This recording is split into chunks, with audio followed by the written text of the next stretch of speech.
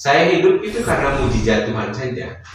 Saya tahu bahwa Tuhan itu benar adanya dan umur tidak bisa diukur dengan sakit yang dideritanya. Kalau dilihat dari umur, kalau kayak dulu itu zaman sekarang setiap hari ke dokter, mungkin saya sudah lama divonis mati. Tapi saya bisa hidup karena mujizat itu saya percaya. Karena penyakit kuping yang saya alami itu bukan sembarang. Karena napas saja bisa keluar lewat kuping waktu itu. Saya makan nasi keluarnya lewat kuping. Saya bersin keluarnya ingus itu lewat kuping. Itu. Bahkan saya bersin pun sempat keluar makanan itu bukan lewat mulut, tapi lewat hidung. Saya merantau kurang lebih 25 tahun di Bandung, Jawa Barat. Pergi tahun 89, pulang tahun 2014, menetapnya 2014, menetap di Manggarai. Mulai karir itu ini, jasa pengelolaan usaha. Tapi waktu awal masih banyak yang tidak terima, karena memang secara logika mungkin tidak masuk akal. Mau mewujudkan apa yang saya omong, saya buat sendiri. Buat sendiri, berdirilah yang disebut dengan minimarket, supermarket Bandung Utama Group itu.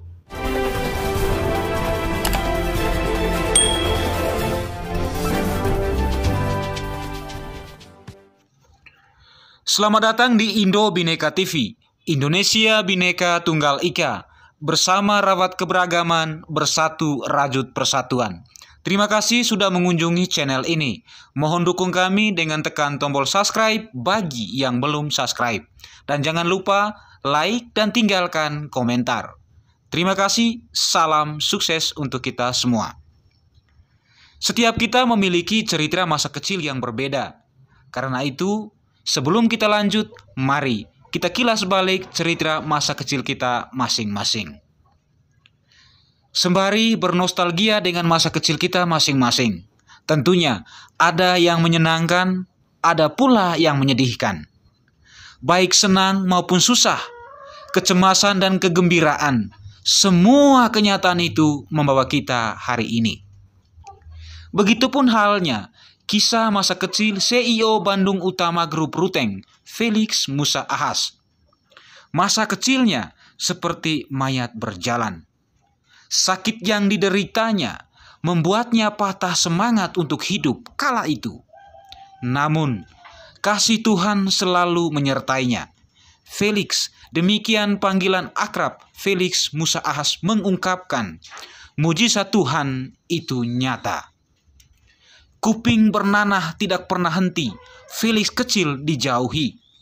Ia harus menyendiri, enggan bergabung untuk bermain bersama teman-temannya, layaknya anak-anak seusianya kala itu. Berikut adalah hasil wawancara eksklusif Indo Bhinneka TV bersama Pak Felix.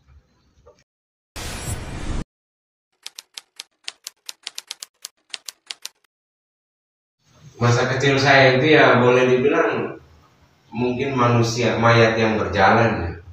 Karena sejak lahir saya sudah mengalami penderitaan, itu pendengarannya terganggu dan sering sakit-sakitan.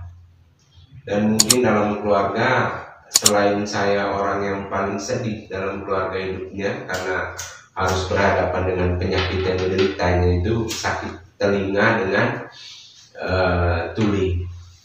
Dan juga keluarga pun selalu mendisposisikan saya karena maaf ini bau tau. Karena kuping saya dua-duanya itu keluar nanah yang tidak pernah henti itu. Dan mungkin juga ada kesan bahwa dalam keluarga saya itu nakal, bukan karena nakal asli sebetulnya, itu karena dia sudah merasa hidup tidak ada gunanya, maka dia sudah tidak berpikir lagi soal mati dan hidup, selalu berpikir tunggu waktu. Itu bahkan paling kerdil ya saya sendiri. Waktu saya pergi daftar ikut sekolah pun 2 kali saya disuruh pulang atau diusir oleh guru saya sendiri. Tapi dengan perjuangan keras ibu saya Ya, dia antar saya kembali menghadap kepala sekolah sambil bawa tuak untuk kepok.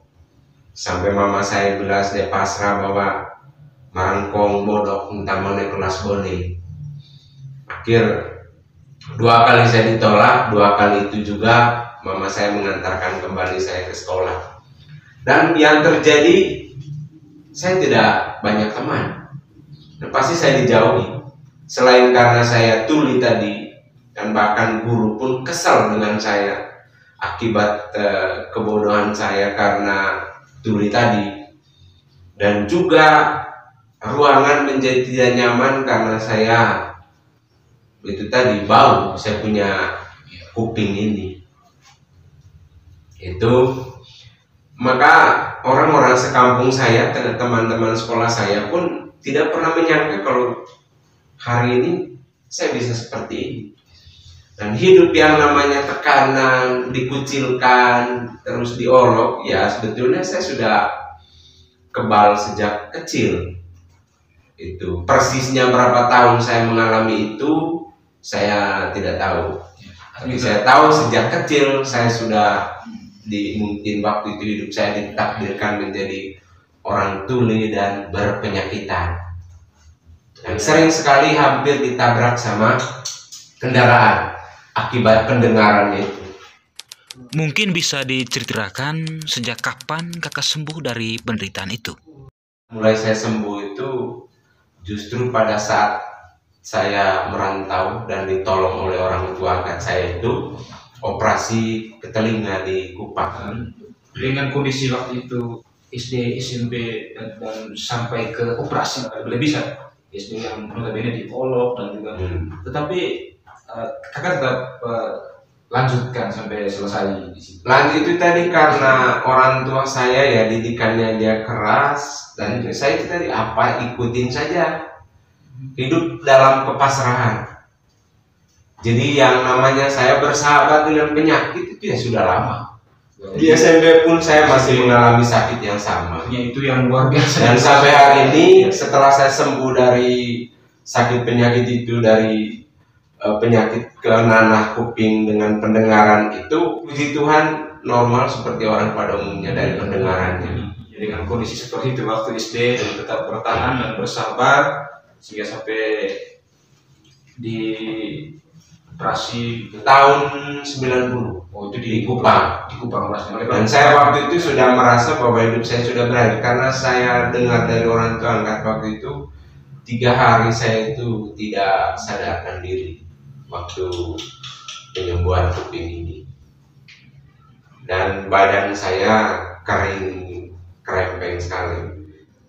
Artinya saat pergi merantau, kakak Felix masih mengalami sakit kuping dan dioperasi saat di tempat merantau. Setelah operasi waktu itu, apakah diberitahukan kepada keluarga, kakak? Saya berusaha bersurat pertama kali dari Kupang ke orang tua itu, mereka balas dengan berlinangan air mata. Karena mereka tahu kondisi perginya itu bukan sehat seperti biasanya. Wajar kalau mereka itu pernah menyatakan bahwa saya sudah tidak ada lagi karena lama tidak mendengar beritanya.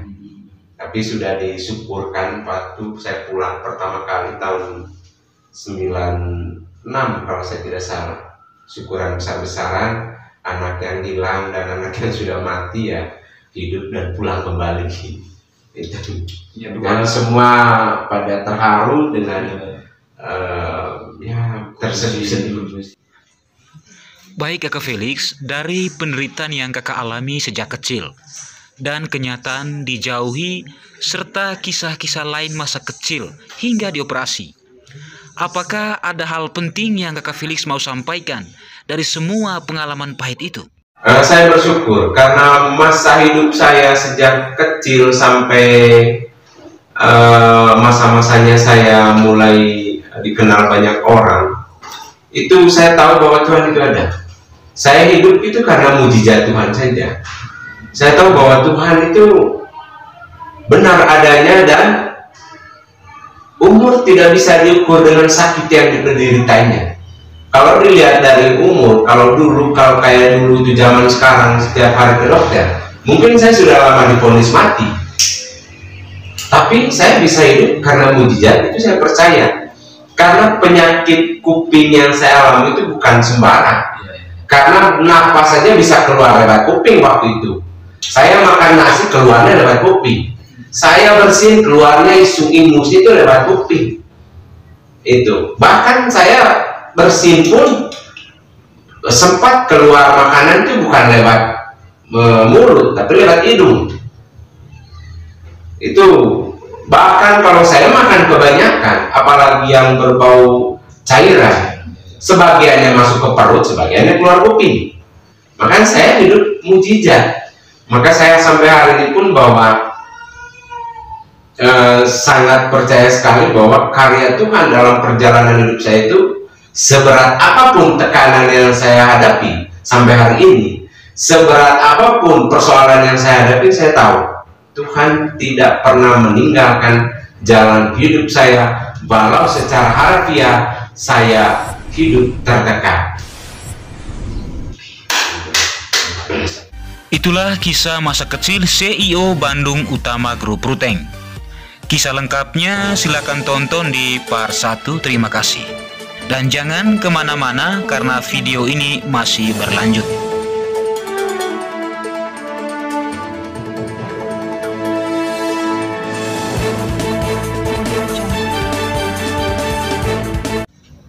Mungkin bisa diceritakan kakak, sejak kapan kakak meniti karir? Mulai karir itu ini usaha jasa, bidang jasa, usaha jasa pengelolaan usaha di Manggarai. Nah, tapi waktu awal masih banyak yang tidak terima karena memang secara logika mungkin tidak masuk akal, dan banyak malah ini jangan-jangan usaha seperti kayak multi level begitu, padahal tidak. Karena kalau saya sebut franchise ya, kita tidak seperti franchise 100%, tapi gabungan dari berbagai strategi dan mekanisme usaha. Ya, walaupun akhirnya orang berkata bahwa ini franchise, bahwa ini nirlaba, ini maralaba, yaitu silakan orang terjemahnya seperti apa. Tapi ya sebetulnya awal kita itu usaha jasa di bidang manajemen, mengelola orang punya usaha dengan sistem pembagian hasil. Apakah konsep itu berhasil dan menjadi cikal bakal Bandung Utama Grup Ruteng yang ada sekarang? Memang tidak berhasil. Tidak berhasil karena mau mewujudkan apa yang saya omong, saya buat sendiri. Berdirilah yang disebut dengan minimarket, supermarket Bandung Utama Grup itu. Itu persisnya ke tahun berapa sih? Sudah 2014. Setelah pulang merantau. Setelah pulang merantau, saya buat itu. Sebetulnya gerakannya itu gerakan konsep usaha bersistem jejaring itu sejak tahun 1999. Itu masih di merantau ya? Nah, saya waktu itu masih di Bandung. Cuman saya buat orang-orang yang saya percaya untuk kembangkan konsep itu. Tapi yang jalan waktu itu masih tradisional, jadi perorangan. Jadi saya hanya lebih kepada edukasi sistem usaha yang baik, mulai dari usaha dagang keliling, emperan, kaki lima, kios, toko, supermarket, minimarket, sampai ke toko grosir, sampai ke toko grosir. Gitu. Baik Kakak Felix, terlepas dari penderitaan yang dialami masa kecil, apakah pernah terpikirkan untuk menjadi wirausaha? Nah, dulu cita-citanya pengen jadi sopir. Makanya setelah tamat SMP saya ikut kursus montir di bengkel Santoso untuk mewujudkan itu. Setelah saya masuk di kursus montir, saya pernah terinspirasi dengan gaya hidupnya Brother Yosef Laweski. Dan saya ingin seperti beliau waktu itu, waktu ini kursus montir. Iya. Dan akhirnya dalam perjalanan saya ikut dengan orang tua angkat saya yang dari Bandung.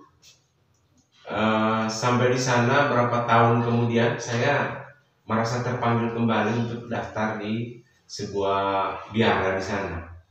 Oh, sempat. Namanya SSCC. Itu saya sempat masuk, tapi waktu itu saya belum masuk ke dalam kategori seorang biarawan. Masih di luar, tapi saya lebih bergerak di selibater awamnya. Jadi kami kegiatannya di luar, lalu aktif di berbagai kegiatan yang ada di Kuskupan Bandung sampai ke perguruannya. Namanya dulu itu PPKB, Persatuan Perguruan Kuskupan Bandung. Saya lama di situ. Setelah ini kursus montirnya, apakah sempat jadi sopir atau langsung? Pernah. Oh, pernah. Sempat jadi supir berapa bulan di rute ini, karena tidak digaji, saya kabur ke Labuan Bajo. Sampai Labuan Bajo pun sama, mengalami hal yang sama. Akhirnya saya coba mengemis diri di sebuah rumah makan Labuan Bajo untuk menumpang hidup. Dan Tuhan membimbing saya untuk berinisiatif mensulap rumah makan dari homestay. Dan saya sebut waktu itu homestay gembira, sekarang sudah tidak ada. Itu akhirnya tamu ini suatu saat dia akan menjadi saya punya orang tua angkat. Lalu kerja ikut jalan jualan keliling dari Sabang sampai Merauke. Lalu saya meninggalkan pekerjaan saya ke orang tua angkat ini. Saya ingin mandiri, cari kerja di tempat lain. Itu di Labuan Bajo, di Bandung. Di Bandung. Cari kerjaan di tempat lain, tapi keinginan untuk menjadi bruder masih berapa kali ikut retret panggilan. Saya gagalnya karena saya ingin setelah jadi bruder itu pulang kampung. Saya ingin mengabdi di kampung saya sendiri, dasar. Dan akhirnya terakhir ikut retret panggilan itu sampai Romo Frans Magnus Suseno waktu itu mengatakan, Moses, dia panggil saya Moses. Saya lihat muka kamu terus bosan. Setiap kali retret panggilan, kamu lagi dan jawaban sama. Tanpa kamu jadi seorang bruder pun, kalau memang cita-citamu ingin berkembang, ingin memajukan daerahmu sendiri, ya kamu tidak perlu masuk bruder pun tidak masalah. Kalau memang itu misimu. Dan sejak saat saya itu, saya tidak ada bayang lagi untuk masuk ke dunia biara.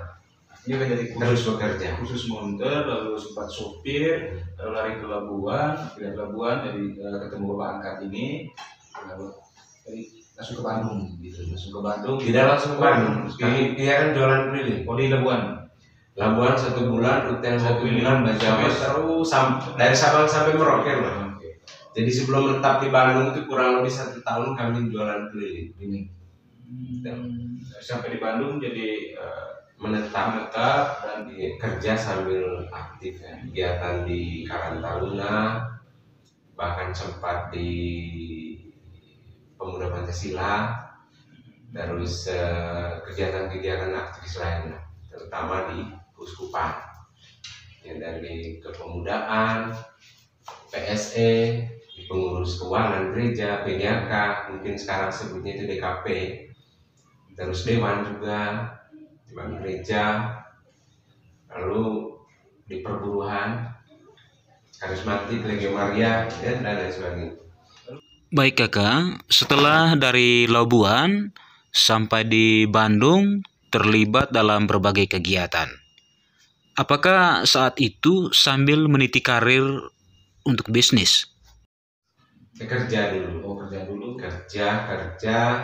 kerja sambil setelah menikah saya jualan grosir keliling dengan istri di pasar-pasar di Bandung. Setelah itu kami buka toko kecil-kecilan, toko grosir, tapi yang alamiah tidak berjalan dengan baik, itu bangkrut. Setelah itu saya coba dengan cara lain, itu dengan usaha, saya sebutnya itu alfabet, perusahaan usaha jasa juga, usaha jasa untuk menyediakan logistik kebutuhan rumah tangga untuk 1 bulan. Mungkin sekarang sebutnya online ini, COD. Berjalannya waktu, usaha jasa masih berjalan, lalu saya coba ingat program yang saya buat untuk pulang ke Manggarai itu, terus berbulan-bulan itu melirik sambil menyampaikan dan mengevaluasi dan orang-orang yang saya percayakan di Manggarai, ya saya putuskan 2014 itu ya 2013 saya pulang, 2014 bangun usaha ya, berbadan minimarket seperti sekarang. Ya belum langsung sih, waktu itu masih kios saya, karena waktu itu saya lebih orientasinya mengelola orang punya usaha melalui franchise itu, konsep franchise yang saya pakai. Tapi banyak yang tidak terima. Akhirnya saya kumpul beberapa teman, bangun sebuah grup di Manggarai, bangun sebuah grup yang notabene rata-rata perantau juga, perantau Malaysia dan Kalimantan.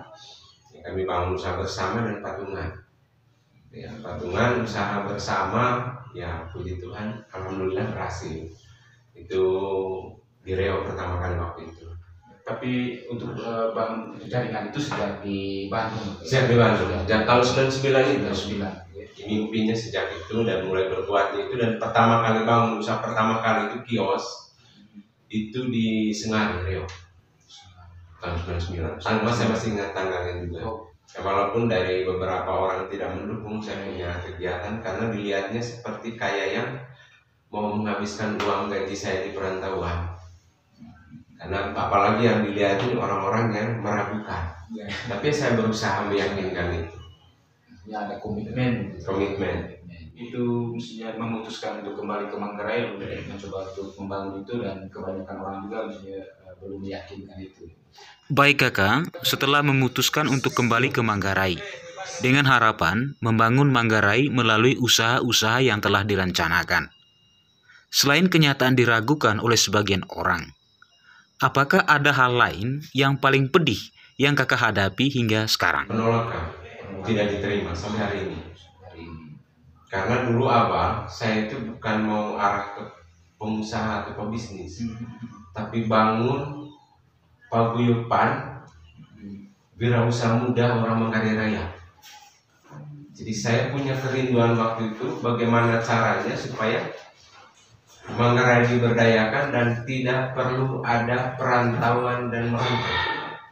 Maka bangunlah sebuah komunitas waktu itu namanya Asosiasi Pengusaha Muda Manggarai Raya. Lalu belakangan dirubah menjadi Bandung Tangguh.